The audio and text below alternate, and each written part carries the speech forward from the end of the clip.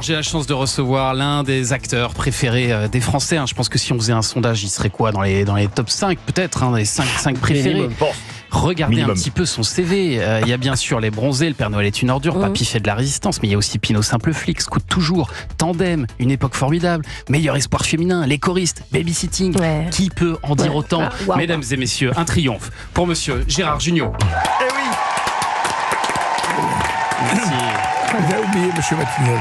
Et Monsieur Batignolles, évidemment, formidable. On écoute les on remercie le public qui est venu spécialement ce matin pour ça. Voilà, vous pouvez rentrer chez vous, c'est bon. Merci. En écoutant les infos, c'est sympa quand même d'entendre tout ça. Oui, c'est gai, hein. Ouais. Ça met en forme. J'ai entendu une blague assez bonne qui disait la Hollande était connue pour ses putes. Maintenant, c'est connu pour ses fils de pute. Il est en forme, Gérard. Bienvenue. Bienvenue. Effectivement. Et alors, est-ce que de temps en temps, pour revenir au cinéma, est-ce que vous vous retournez de temps en temps sur votre carrière? Oh, je peux plus, j'ai de l'arthrose. Vous regardez toujours l'avenir? Vous regardez toujours le prochain film? Non, parce que justement, là, avec mes camarades du Splendide, on vient de terminer un bouquin qui va sortir le 23 novembre sur justement toute cette aventure. Moi, j'avais déjà écrit le mien, Une époque formidable, sur cette période splendide. Et là, on a fait ça à 6 voix. Malheureusement, il y en a une qui n'est plus là, mais c'est la dernière fois d'ailleurs qu'on a fait un truc ensemble, et ça s'appelle Le Splendide par le Splendide. Nous sommes tant marrés. C'est un bouquin vraiment que je trouve très beau, et on s'est retournés tous sur cette aventure qui nous étonne nous-mêmes.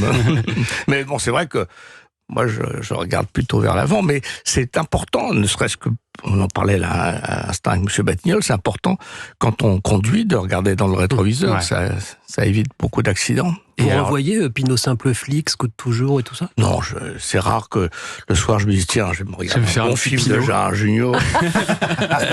Non, parfois je tombe dessus à la télé ou dans des gens, dans des émissions, on passe un extrait.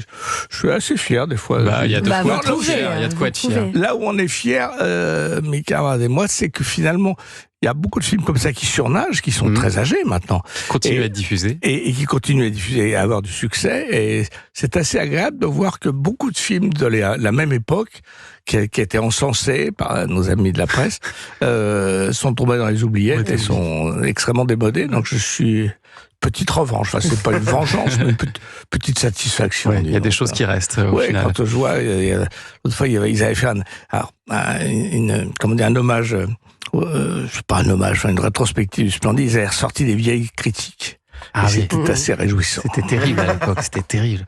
Bon, alors on va parler quand même de ce prochain film, celui qui sort en salle mercredi, qui a pour titre « On aurait dû aller en Grèce », phrase que votre femme prononce de nombreuses fois au cours de ce film, parce que leur séjour en Corse ne se passe pas tout à fait comme prévu. Vous n'aimez pas la Corse, Madame Rousseau? Si. Personne ne bouge. Pas de panique, tout se passera bien. Vous sentez la tension qui monte? Ce cazzo, c'est pas la roche, hein? Bah non, pas sur Christian Oslo. Comment on va faire maintenant pour la rançon? La rançon? Le calme avant la tempête. Merde! On aurait dû aller en Grèce. Peut-être qu'il est en train de miner toute la villa avec ma mère. Cet homme serait un certain Christian Rousselot, un gastro-entérologue réputé. Je suis pas gastro, je suis gynéco. Surtout pas très réputé, mon chat. Gérard Jugnot, vous êtes effectivement un gynécologue dans ce film, et votre femme, jouée par Virginie Hocq, elle a un léger penchant pour le rosé. Je dirais un grand penchant. Non, mais là, elle est en crise, il faut l'excuser. Elle n'a pas pu venir ce matin, elle est en cure de désintoxication. Et donc, exceptionnellement, cette année-là, comme vous êtes un petit peu fauché, vous décidez d'emmener votre femme et vos 2 adolescents en Corse, dans une maison qui vous est prêtée par un petit peu louche. Au départ, c'est très louche. Ouais, j'en rajoute pas assez. Et au départ, c'est le portrait d'une famille complètement dédlinguée.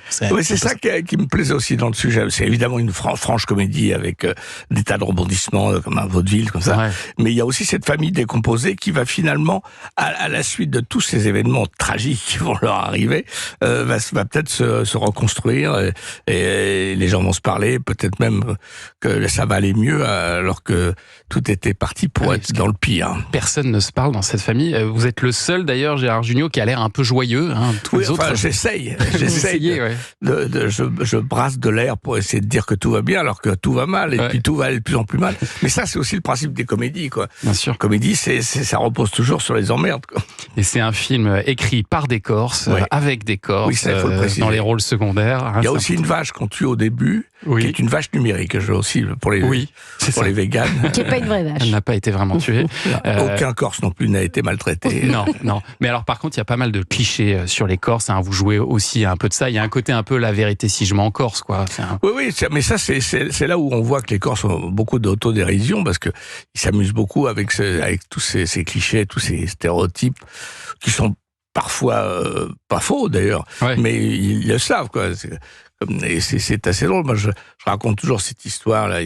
On a été invité à déjeuner dans une très belle, un très beau resort, tout ça, et on mange en plein air près d'un golf. Et moi, je dis attendez, vous êtes sûr qu'on peut manger là en plein air? Il y a un terrain de golf, on peut se prendre une balle de golf. Et le type qui nous joue un peu le pain, il fait de golf, non.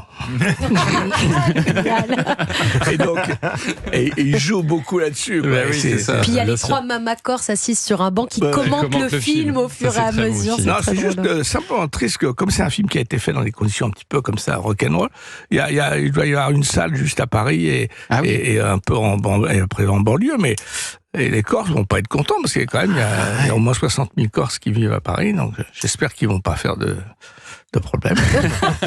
On aurait dû aller en Grèce. On va continuer à parler de ce film tout au long de l'émission. Et puis, on va se replonger aussi dans quelques souvenirs avec Gérard Jugnot, notre invité jusqu'à 11h.